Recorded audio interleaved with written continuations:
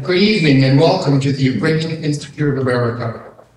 My name is Andrew Bordelitsky. I am a member of the UIA, a board member and advisor to the organization's visual art program and select cultural programs.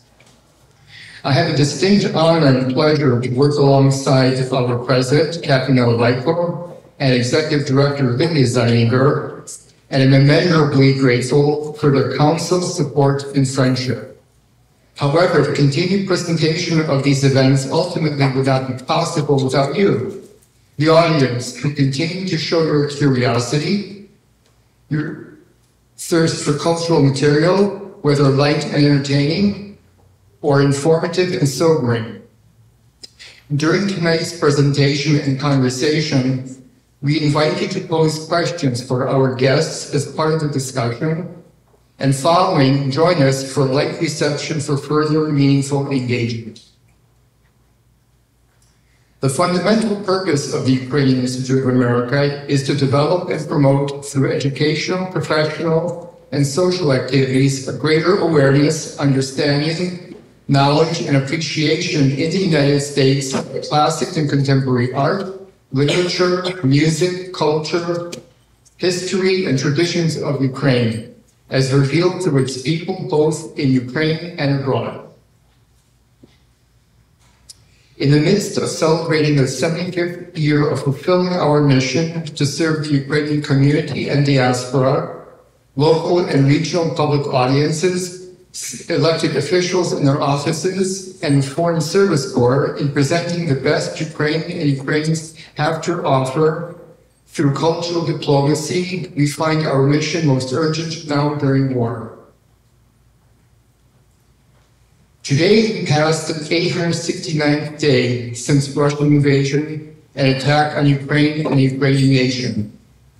Names of towns and villages such as Bakhmut, Bucha, Irpin, Kyiv, Kherson, Mariupol, and Grozny have become synonymous with the worst possible images of hell on earth. Numbers and statistics aside, however vital they are to administer legal and civil open society, Ukrainians, both military and civilian, have endured indescribable physical and mental trauma, death, displacement, destruction, and looting of their treasured cultural heritage, and fallen to some of the most horrific atrocities one human can inflict upon another with extreme prejudice. Whether the former is human is hardly debatable. In honor of those who have fallen in Ukraine, active duty defenders, artists, writers, composers, journalists, and innocent people, men, women, and children, and of this week, victims of the bombing of Akhmatyk Hospital in Kyiv, one of the largest specialty children's hospitals on the European continent, I ask that you rise and join me in standing for a moment of silence.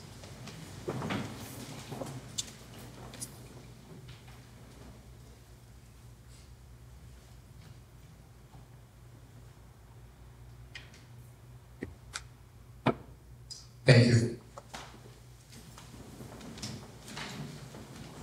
The full-scale Russian invasion of Ukraine on February 24, 2022 has resulted in a horrific loss of human lives, the national and international displacement of millions of Ukrainian people, and the destruction of cultural heritage aimed at erasing public history and memory. The international community has increasingly been aware of the destruction of Ukrainian cultural heritage, such as highly visible architectural monuments, museums, religious buildings, and public monuments. As Russia's war against Ukraine is largely based on Ukrainian identity, or to Russia, the lack thereof, countering these narratives is essential. Civil society groups and heritage specialists have also sought to raise awareness about the devastation of Ukraine's cultural heritage. Specialists, NGOs, and multilateral local and international institutions have also undertaken efforts to document and begin the repairing of the destruction of cultural heritage. Such initiatives are essential for increasing awareness and laying the groundwork for future accountability.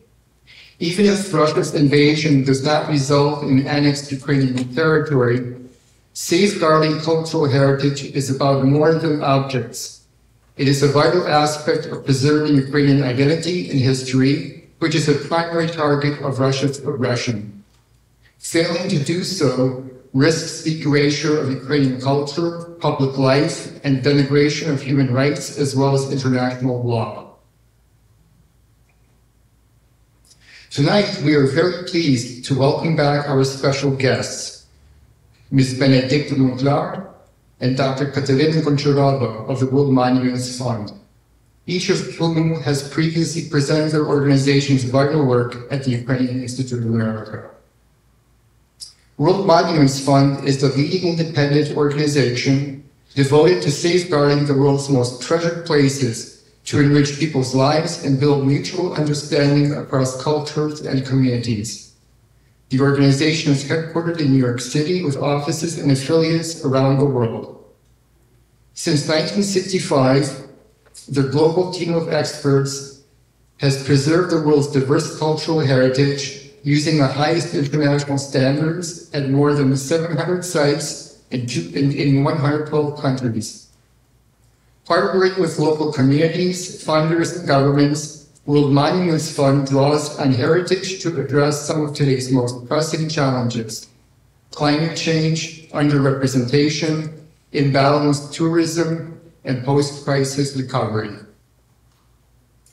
With seed funding from the Helen Frankenthaler Foundation, World Monuments Fund's Ukrainian Heritage Response Fund is supporting Ukrainian heritage professionals and providing supplies necessary to protect Ukrainian heritage places. Where safe to do so, the World Monuments Fund also supports the stabilization and rehabilitation of damaged structures. Looking to the future, World Monuments Fund is preparing for post-conflict needs by building a strong foundation of financial support that can be deployed for conservation work at cultural heritage sites through Ukraine. Benedicta Monclar is President and CEO of World Monuments Fund. She is responsible for defining World Monuments Fund's strategic vision, currently implementing that vision in more than 30 countries around the world, and leading a team that spans the globe. Her background mixes culture and the arts, politics, international diplomacy, and human rights. Prior to joining World Monuments Fund, Ms. Monclar spent 2 decades working across 3 continents as a senior diplomat at the French Ministry of Foreign Affairs. Based in Kyiv, Kateryna Goncharova is the World Monuments Fund Ukrainian Heritage Crisis Specialist. She previously served as head of research department at the Ukrainian State Research and Project Institute for Historical Preservation. She was involved with the preservation of architectural heritage and historical sites of Ukraine, including research, management, and scientific support of projects. As a Fulbright scholar, Dr. Goncharova also conducted research concerning the U.S. experience in historic preservation based on public-private partnership, community engagement, and neighborhood revitalization. She also managed and co-organized numerous projects on integrated urban development, civic participation, and evaluation of cultural heritage as a resource for strategic development. Kateryna Goncharova holds a PhD in Museum and Monument Studies from the Center of Monuments Research at the National Academy of Sciences of Ukraine. The Ukrainian Institute of America is extremely proud to have partnered with the World Monuments Fund to bring you tonight's special program. Special thanks are due Judith Walker, Anne-Julie Deveau, Margie Fuchs, Keaton Ramchik, and Valeria Canot for their collaboration, continuing support, and fellowship. Please join me in welcoming Benedicta Monclar and Kateryna Goncharova.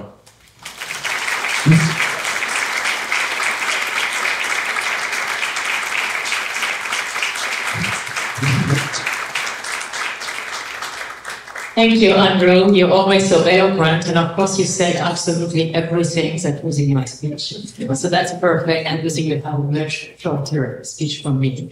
It's always a pleasure to be here. As you said, I served previously as in French diplomacy and in the building next door as a French Cultural Services. So our cooperation dates from that time when I think my first 3 weeks in New York, we organized a night of philosophy, and we had lines over like 10 blocks throughout the night, defending the door here because so many people wanted to come in this room and in the rooms of those 2 buildings to listen to philosophers. And thank you, because already at that time you were a great partner, and you continue being a great partner. And of course, it's not completely relevant to the topic of tonight, except that we all work on culture, on exchange of ideas, and I think when we see what's happening in the world, and especially what's happening in Ukraine, it's so important to continue exchanging ideas, being able to debate and to create respect and admiration for other people's cultural achievements and culture. And this is what we were doing before together and what we're going to do today as well.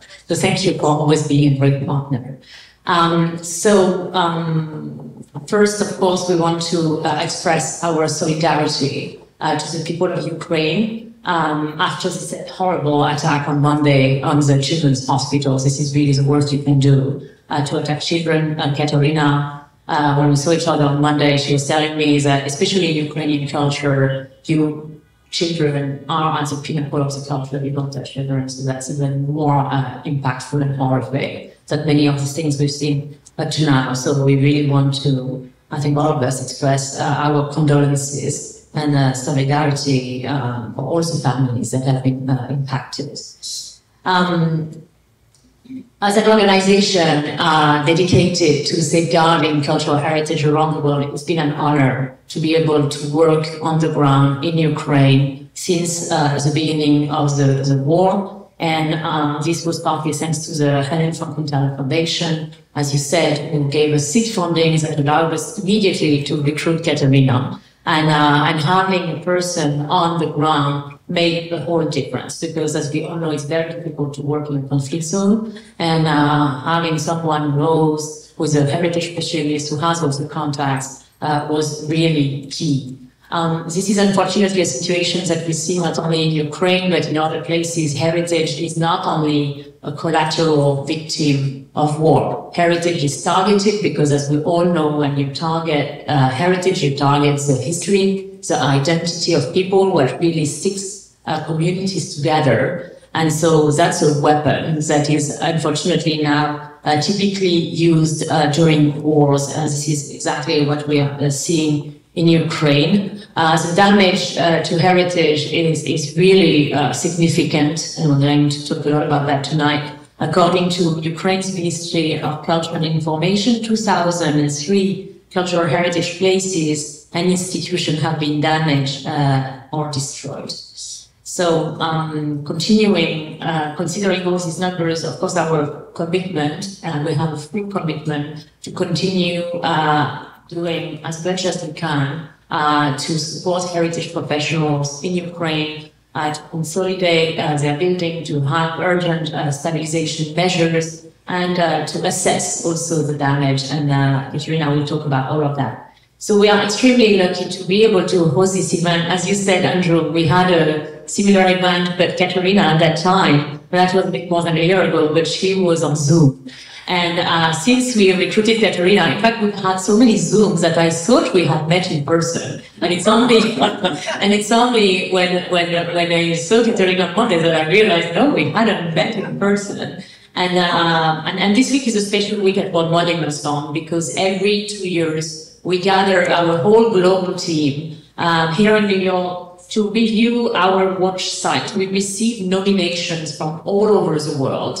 We've received more than 200, and we choose with the help of external reviewers and a panel of 25 sites. So this week is the week when we gather our international team and we fight and debate the whole week to see that where are we going to make the most impact, where we can change the life of communities around the world, thanks to our cooperation on their heritage. So this is what we've been doing. We have many of our international team here, And I take advantage of this to thank all of them for the work they are doing, because we are a big team here in New York, but they are very often lonely on the field, and they are doing the work. And so I really want to take this opportunity to thank all of them, and of course to thank in particular Kateryna, who has already been introduced by Andrew. Very often she joins the staff meeting from her car because she doesn't have electricity in her home. And I think this is very humbling for the whole team to realize that we are very comfortably seated in our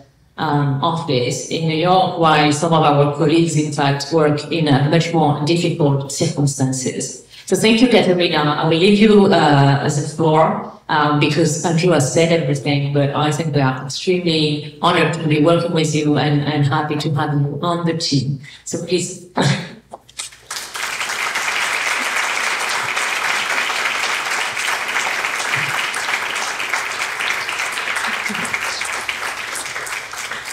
Thank you so much. It's a great honor to be here at the island of Ukraine in the middle of Manhattan. It's a great honor to join my colleagues during the Watch Week.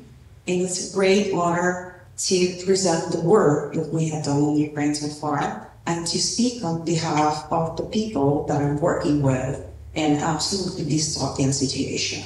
Despite of the risks and the danger, you can hide in a bomb shelter while the sirens are going, but still there is a spark of hope, and there is a spark of belief, and there is a way you can pave to make impossible doable. So I will take the microphone to be closer to you. So again, safeguarding Ukrainian cultural heritage, safeguarding irreplaceable. As Benedict said, we have more than 2,000 cultural heritage sites that are lost or damaged, and this is only verified data. We do not have access to occupied territories, we do not have access close to the battlegrounds and things like this, but the number itself is shocking. More than that, we're losing human resources. As you may know, there are more than 7 million people who have to flee Ukraine or be locally displaced, and therefore we're really struggling working with communities that were heavily affected by military actions. And starting from here, how did we start? It was a fantastic decision, and thank you to Helen Frankenthaler Foundation. I don't see Jean, hopefully he will join. I can't express how grateful we are for this opportunity. And of course, there was a framework at WMF that led our effort and served as a Kickstarter for us. It's a Heritage Crisis Response Program that led by Javier at WMF. So, sorry, I will say some names, but because those people are really meaningful for the work that we're doing here. So this is why I take a pride to be affiliated with them. So our mission is, of course, to undertake immediate actions to safeguard what have been affected to prevent further deterioration of architectural sites. It's, of course, getting into communication with very severely affected and traumatized communities and to do whatever we can right now and look forward to the time when our more midterm and long-term preservation projects could be possible. And how? That's a very tricky question, because how do you save heritage when people are dying? But we take a pride to make heritage part of the living world. So we serve the identity, we preserve the identity, we serve for the people, and therefore make their life that is really, really hard somehow sparkle with hope. And of course, our donors, thanks to them, we are able to continue. I would like to particularly mention the U.S. Ambassadors Fund that served as a fantastic partner that helped us to implement a number of very ambitious for Ukraine and the situation of the ongoing war projects. I'd like to particularly mention Cultural Emergency Response, based in Netherlands, who co-funded our projects on urgent stabilization, and other institutions that were you just can't imagine what have you done to us. You literally help a lot of people. You literally help a lot of communities. You made the difference. And for now, we were pretty successful receiving applications and disseminating information about our steps in Ukraine. We had to be really, really cautious choosing the projects that we would implement with the criteria. Number one is safety, because people who are going underground and people who are doing their work on, let's just say, library views and Chernihiv, we may have to make sure that they will return to their families safe and healthy. And with that, we chose, literally handpicked 19 projects that were successful. They're completely different, all of them, and I will concentrate only on 4 of them that, from my perspective, are the most illustrative. TWMF projects. So, as you may know, on October 10th, 2 years ago almost, there was a gigantic missile attack on Kyiv that affected one of the most active intersections in their core of the city. And one of the victims of this massive attack was Ukrainian teacher's house.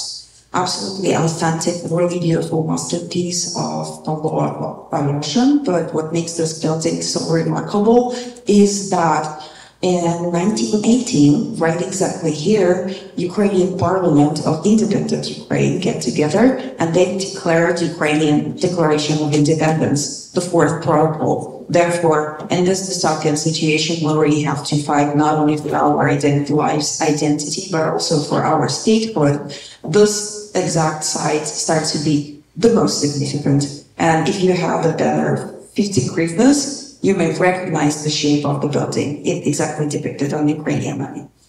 So we partner up. It took a long time for us to come to this project because it's really significant and it's quite large. So we navigated our way to the Kyiv City administration. We found out the really right partner among the other applicants, and we started to do the project. And this is how the number one issue was to stabilize the dome that was severely affected by a shockwave, but also all turned into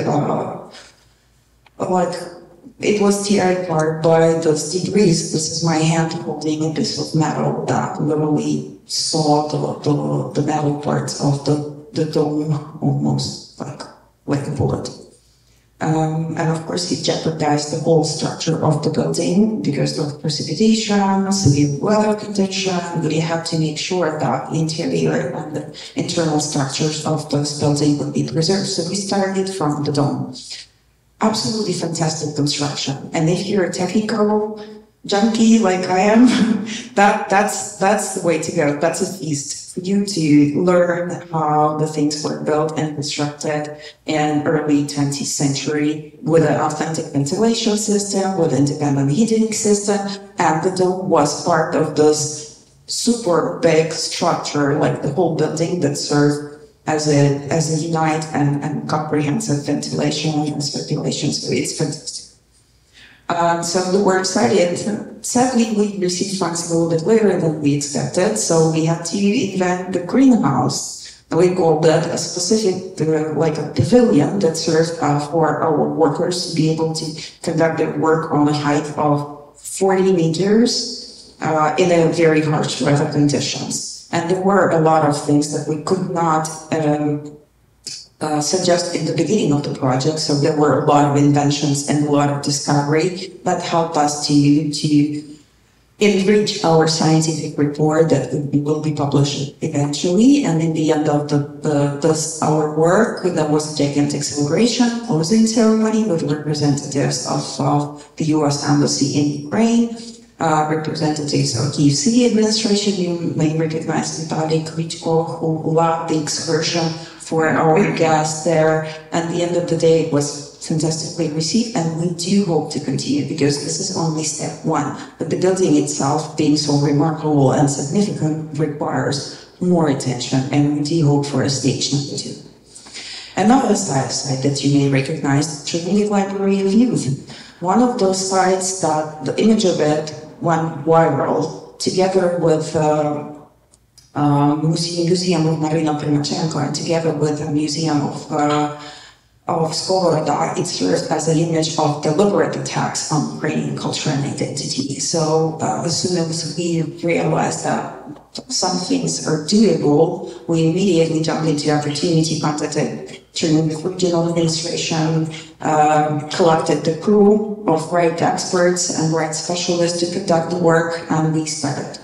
We started with a very simple construction to preserve the site during the winterization. It was very light construction that literally protected the ruined building from falling apart and from being devoured by just this gigantic crater that was left by an air bomb. And then we had a number of discussions and decided that we're ready for the stage 2. So the stage 2 was literally preserving the shell of the building, with a commitment from the regional partner to bring the life into the shell that we preserved. So there were a lot of discussions.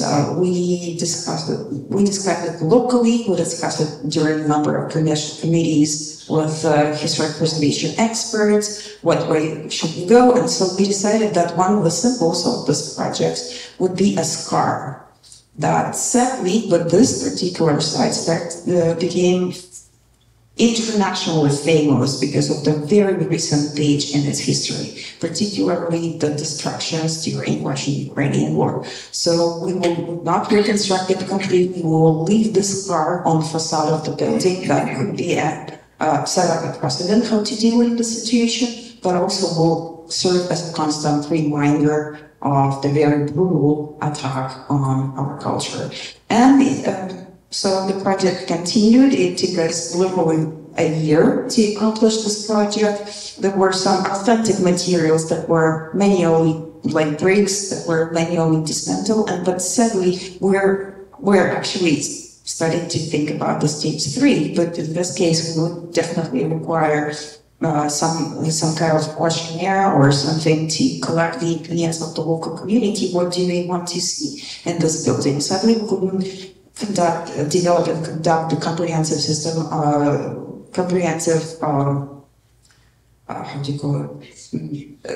research on public opinions because of the martial law and because of other limitations and factors. But the local community showed their absolute admiration with this project, with a simple fact like that last Christmas, one of Chernihiv region residents, she made a gingerbread cookie in the shape of this building. And so, of course, those images went viral, and when the project was finished, for now it looks like this.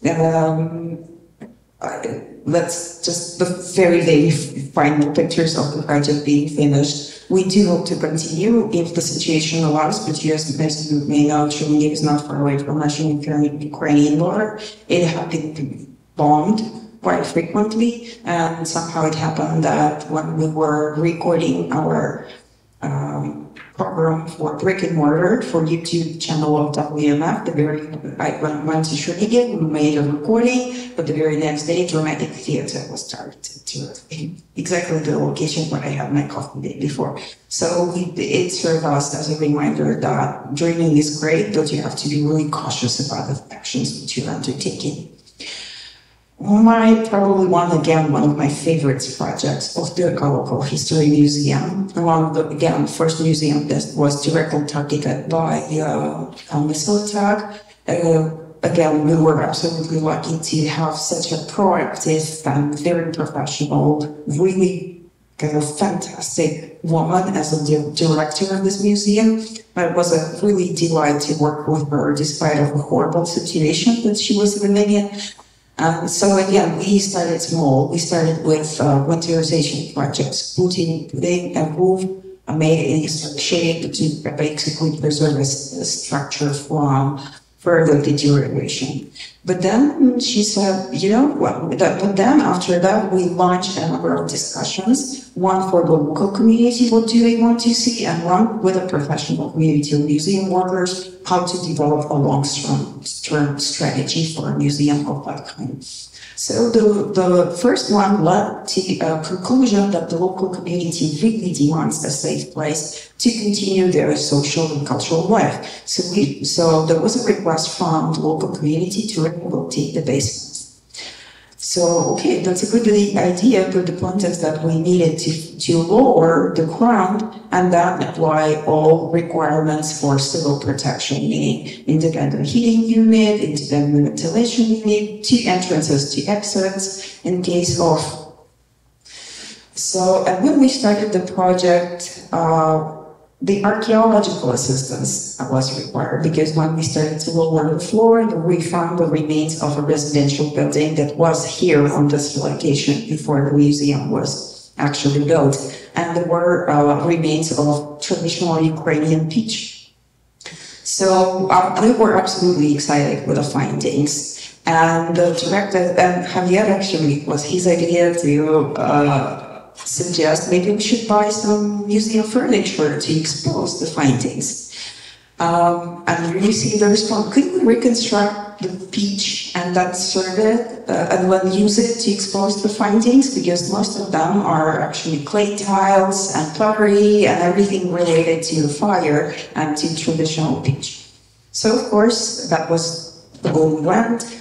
We were able to secure some funding from a local private fund of a local resident who lost her brother in this war, and she wanted to commemorate him and donating her own funds. We were able to secure a small grant to actually paint this pitch in a traditional way. And now this building turned into a fantastic, vibrant place where people can safely have their lectures, meetings, concerts, regardless of sirens, because they're safe, regardless of air alerts, because they're safe. And for now, they had host at least dozens of this event because, again, museum is really proactive. And one of the hardest one, because damage assessment, the 4th project, very strategic for us. Damage assessment project, it's something that we're really proud of because we started really early. We started like a year and a half ago or 2 years ago because damage assessment had been conducted remotely using open sources. Do you hear me without the microphone? That's me. Okay. You must have done something, trying to block the sun there. Because it's absolutely obvious that if one of the criteria of urgent stabilization or any preservation work with a site is that the site has to be affected by military action, you need to have an inventory. And to have this information being so thoroughly verified that you have no doubts that this is exactly what had happened to your site. And there were a lot of institutions, including international, that were conducting damage assessment remotely. But what was for the benefit of this project is that there was a group of multidisciplinary professionals who were conducting expeditions on site and conducting survey of technical condition of affected sites right there. So it started as a very relatively small project, but now it turned into a small group of activists, but now it turned into a consortium of NGOs nationwide that partners up with the Ministry of Culture, that collaborates with UNESCO, verifying data information, providing them access to the database that they have created. And so from a very small group of 4 people that wanted to conduct damage assessment, it turned into a fantastic big institution with a center in Lviv, but regional representations in Kyiv, Kharkiv, Odessa, and they're recruiting more people because as you may know, mobilization hit really, general mobilization hit human resources really hard. So we are now thinking about recruiting women and it becomes a women's story as well. So this time I'm going to tell you about only one thing from this super gigantic project that we're supporting, particularly damage assessment and remote monitoring. We finally were able to create a visualize the data that we have and create this heat map with the damaged sites that actually reflect the actual situation, and you may see that how many sites in what areas have been affected, and every dot that you see is a verified site with a separate page devoted to its history, how it was affected, how that is the damage, what measures have been undertaken so far, what is the most desirable actions, and so on and so forth. So it actually an overlap of number of layers, because there are only 4 of them, that allows not only to track the number of heritage sites, but also one of them is actually our expeditions.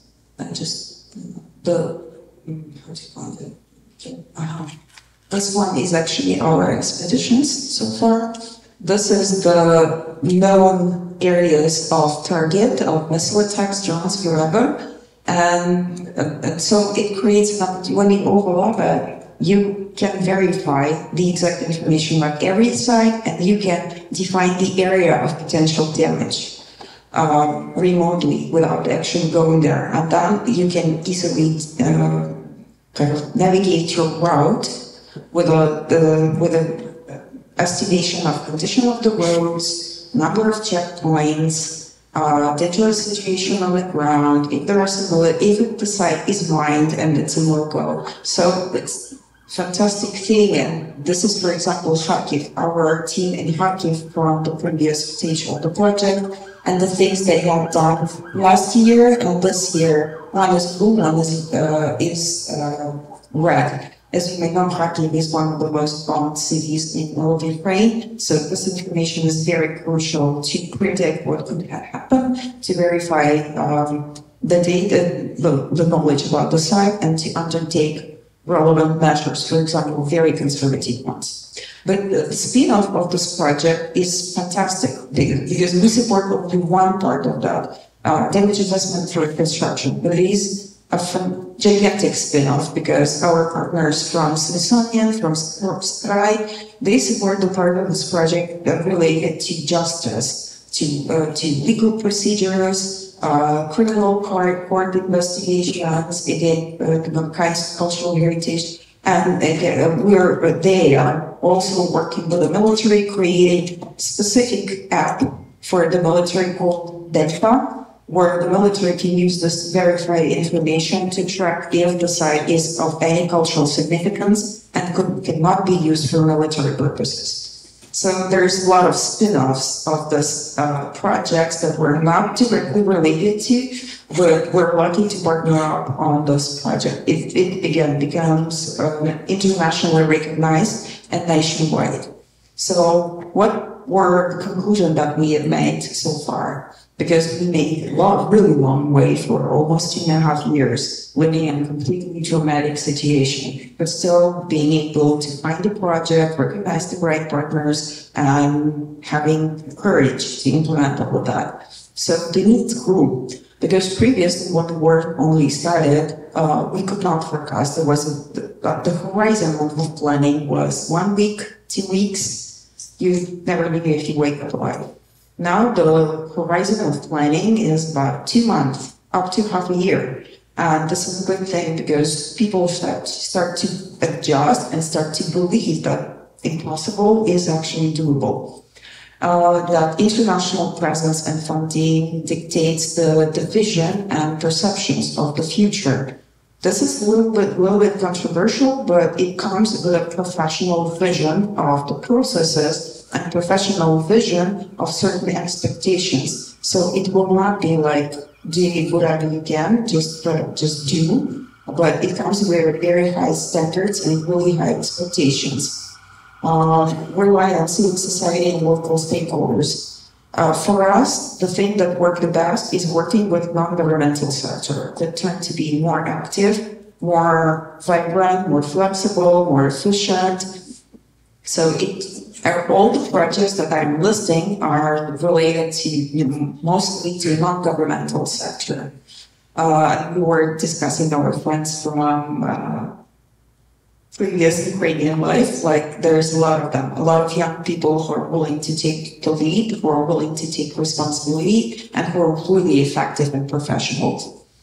And so as for WMF, we're also evolving, we're also adjusting our mission to the needs that we see on the ground, that we really improved and really adjust to these new needs, and that the dissemination of Ukrainian experience in areas of potential military conflicts could serve as guidelines because, for example, I am a member of your Commission working group on cultural heritage and crisis, and was one of the crises. So our experience, sadly, but one of the most advanced so far.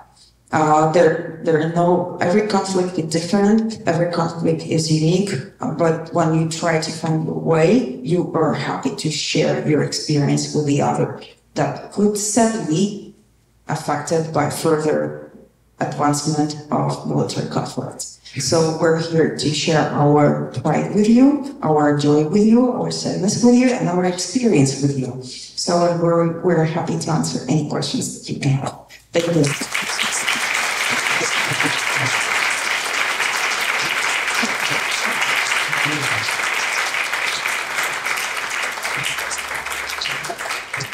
Please. So now I'm going to ask one or two questions to Kateryna, and then you will have the opportunity just to raise your hand and ask you the question you may have. So for those of you who participated last time, you may have noticed that the projects have become quite different.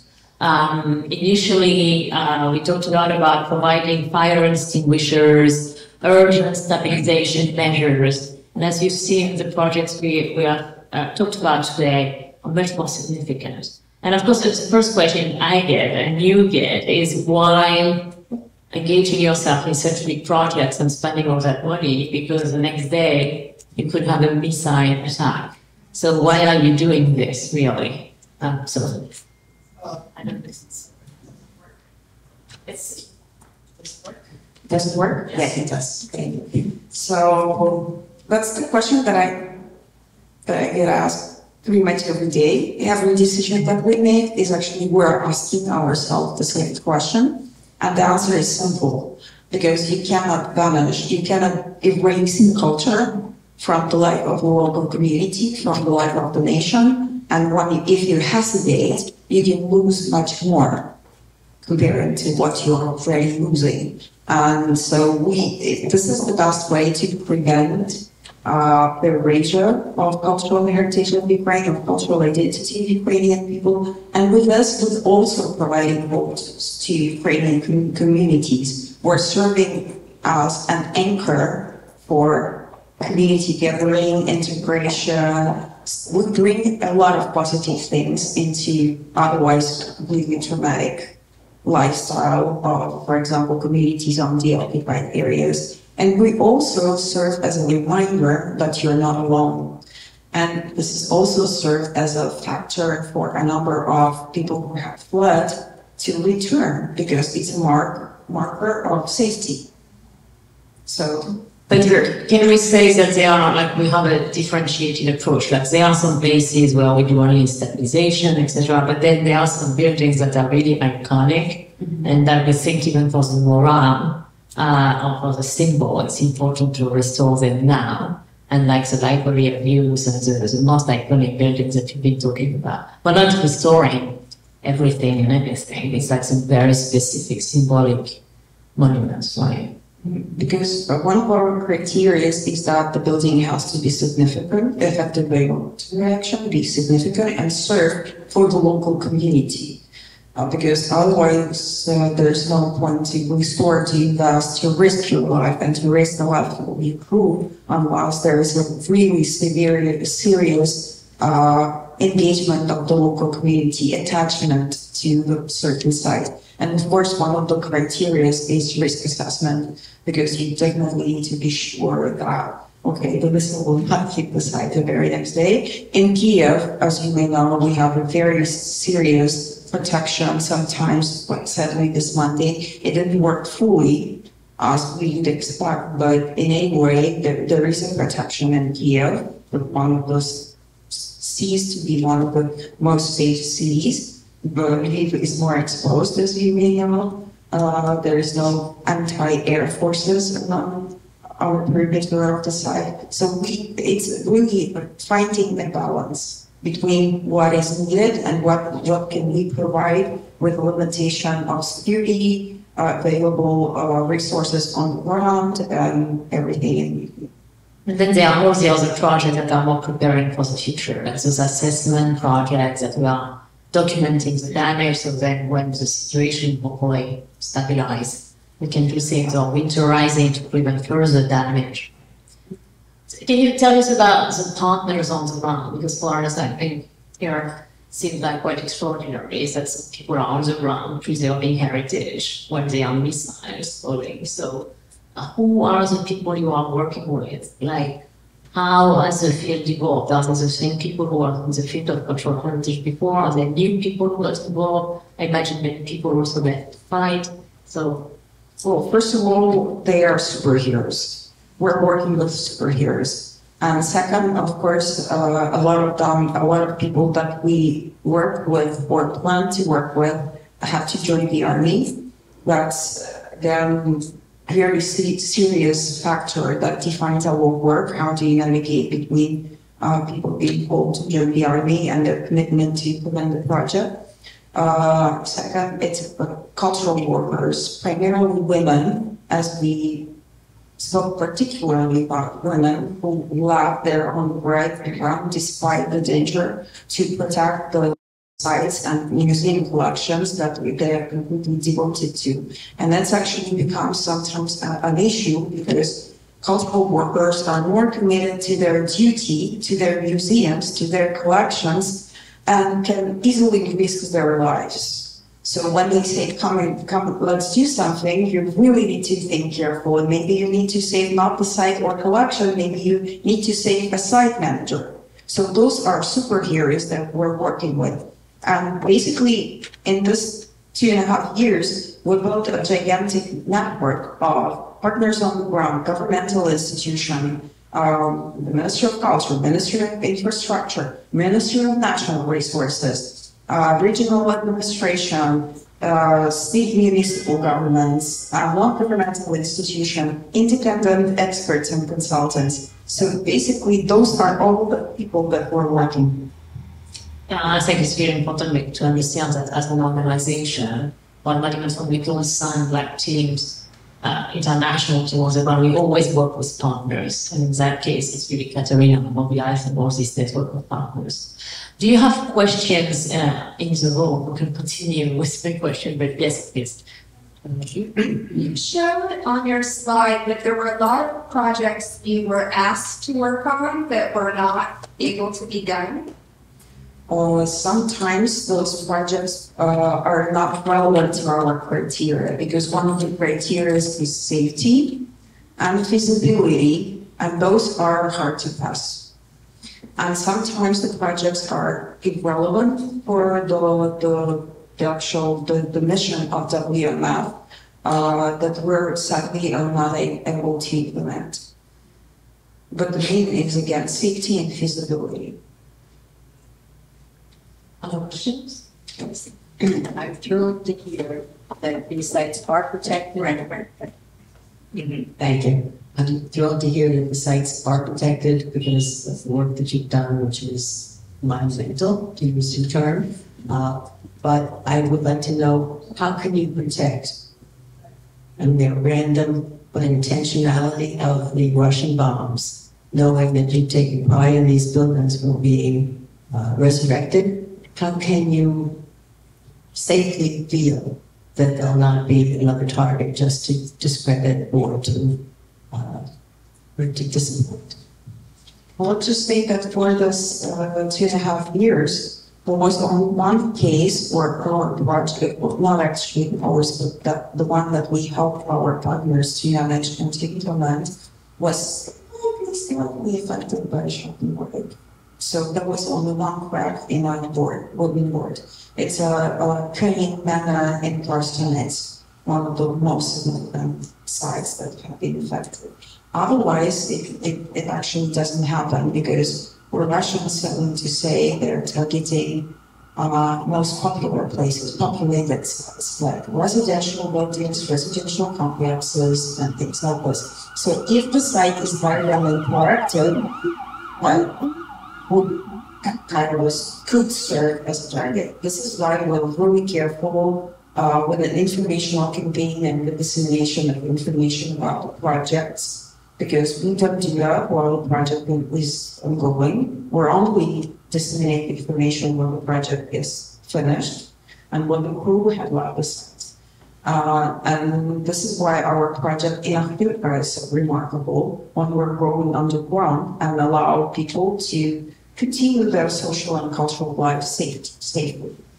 Yeah, so the idea is that there is a mixed cost benefit to get information right. It will happen at one point, maybe that one of the sites we restore is going to be targeted or damaged, but we calculate that, well, if it's significant enough, if it will make a difference in people's morale, like it's a very important national building that will help people to encourage. But also, like Kateryna said, like if you do what they've been doing in basement, then it serves the community today to gather in different circumstances.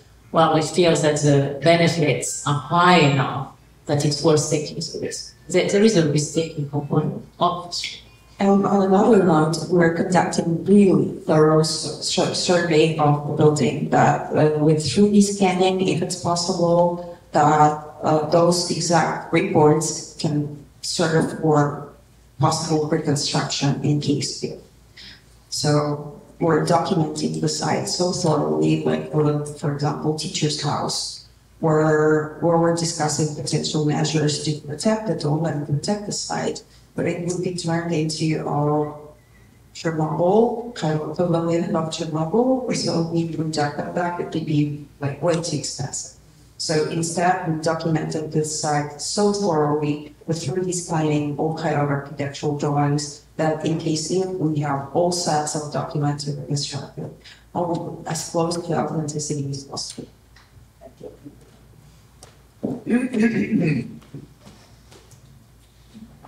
Hi.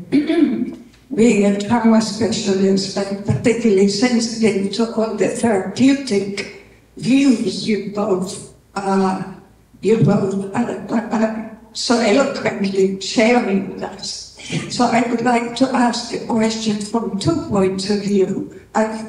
Before I work in Ukraine, which I do very actively, we worked also in Dubrovnik and in Sarajevo, also in connection with rebuilding sites. And I remember very clearly the mayor of Dubrovnik appealed for funds in the following way. He said Dubrovnik itself is a victim. So he wants to heal Dubrovnik, and it worked.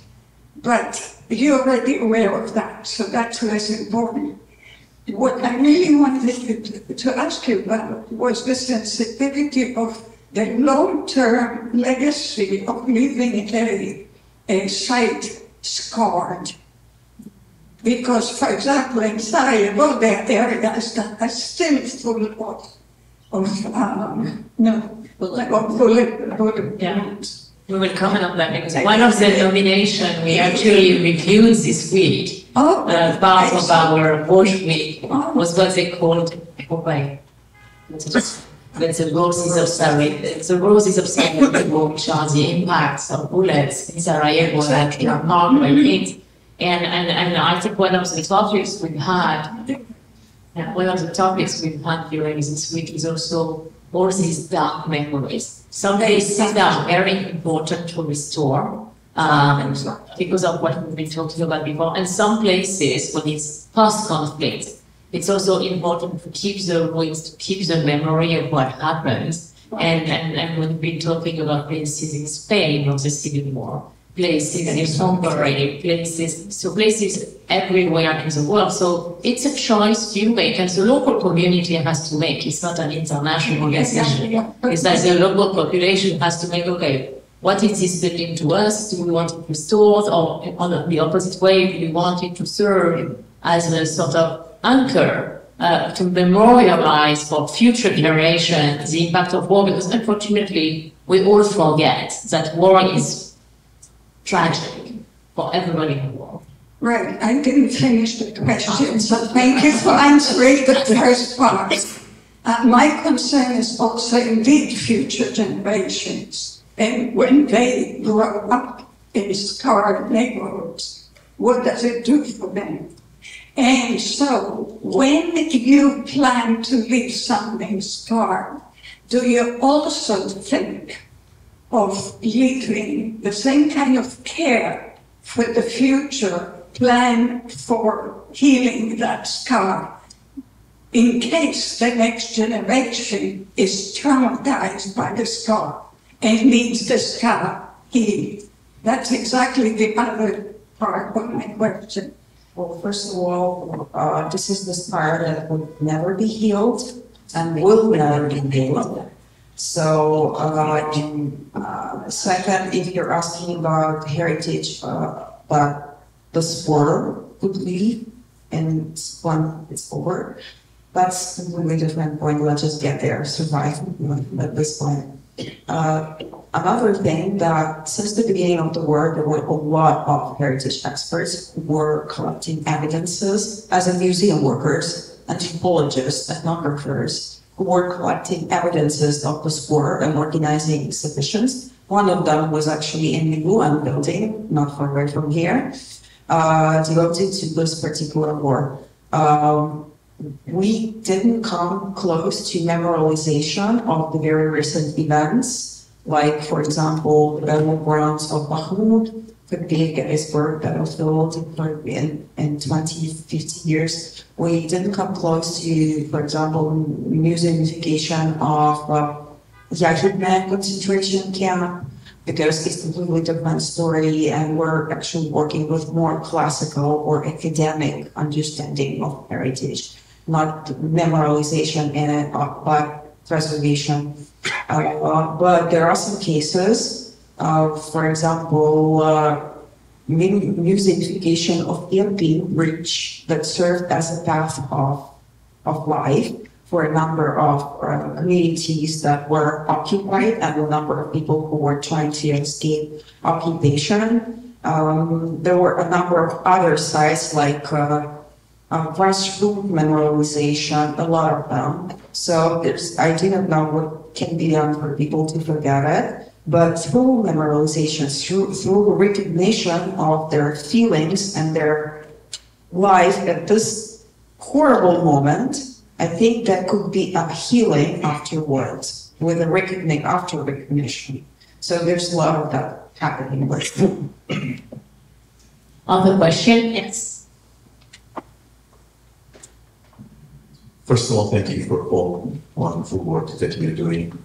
I wanted to ask, I don't know if it is in the scope of your work, but is there an estimate, it's somewhat related to the damage estimate that you were talking about, is there an estimate of all the kind of a list and database of all the sites and all the museums that Russia destroyed so far, and all the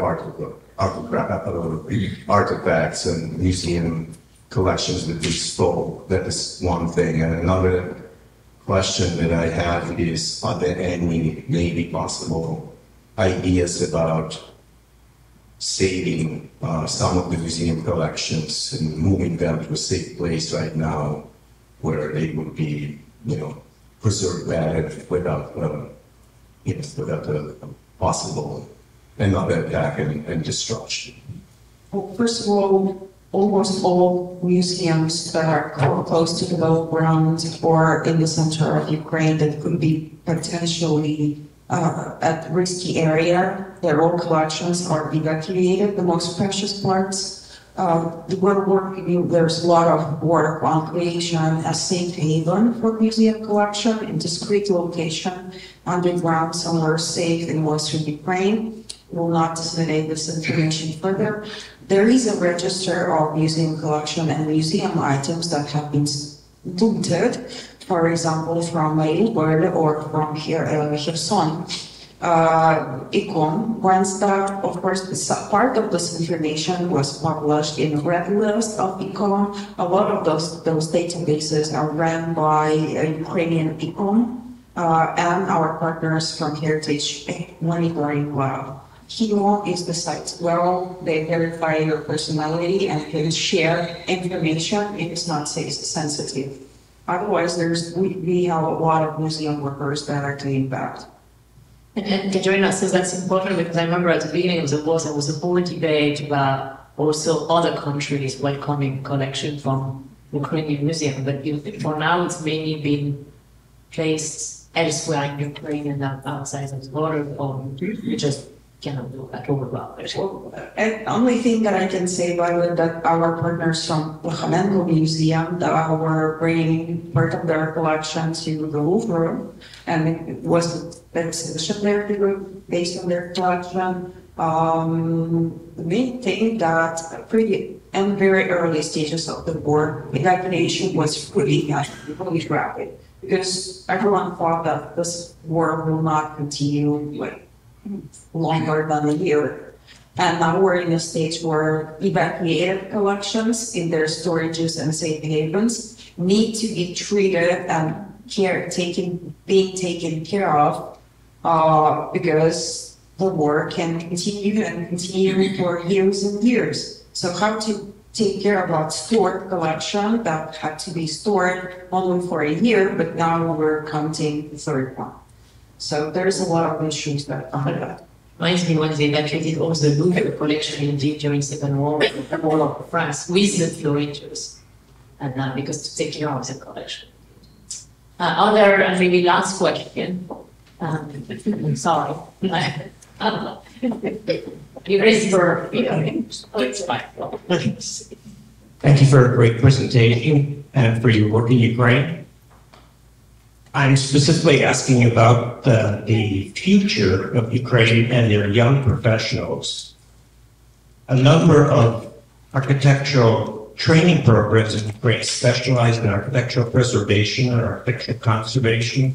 And you just mentioned the work in museums that will need to be treated as currently in storage by young conservators. So do you have any relationships with these institutions, and do you act as a component of the educational process for young individuals to learn to preserve their heritage in times of war?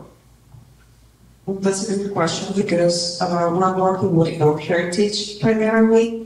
And thank you for taking care of that wooden heritage.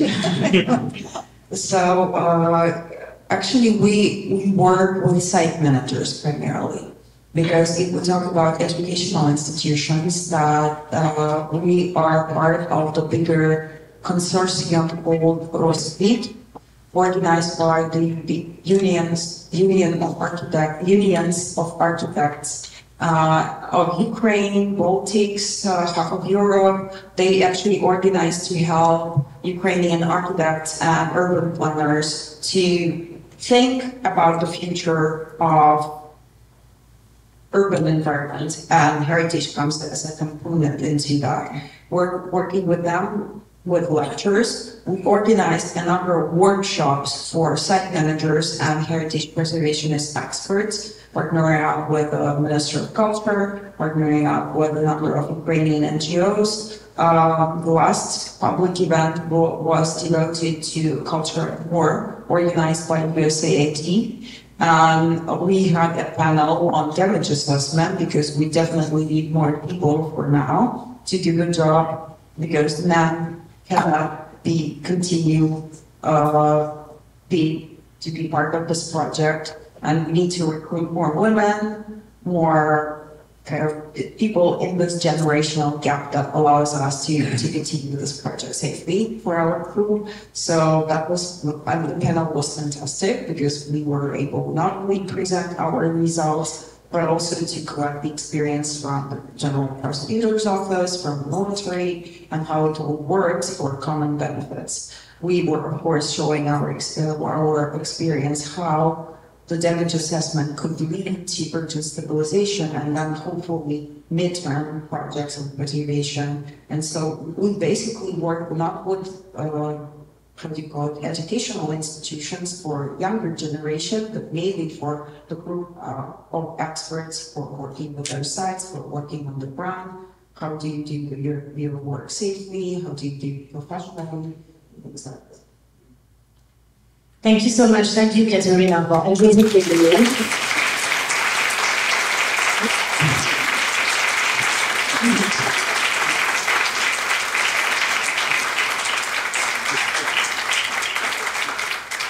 I think we are all in awe and admiration of your courage. Thankful for you coming here. I know you left your family, your kids in Ukraine, so thank you for that. Also want to thank all of those who supported the Ukraine Heritage Response Fund. You can continue supporting it because we continue these efforts, and everyone can contribute at their level. So there is a website, I think, on the World Monuments Fund website. You will find the right address if you want to support this important work. I also, of course, want to thank the Ukrainian Institute of America for being such a terrific partner, hosting this event, hosting a little reception after this. So Kateryna will be here. You can ask all the questions that I didn't allow you to ask. And you will find also many other members of the team. If you have questions about India, about UK, I think we have the whole world represented in this room. So don't hesitate. And thank you so much for being here. I believe.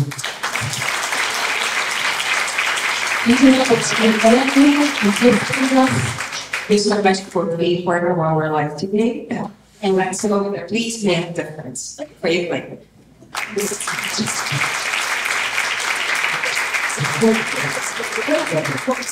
Really quickly before you go across to the reception, I would also give thanks to both of you for being here. A little token of our appreciation. See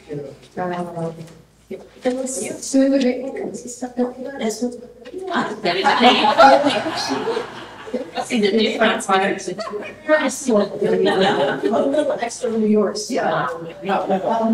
I do want to thank you for helping with the reception, and also let everyone know there's interesting material downstairs about World Monuments Fund. Please down on the table in the lobby. Take some brochures, and the website is on there. They have QR codes. Thank you so much, and I see you.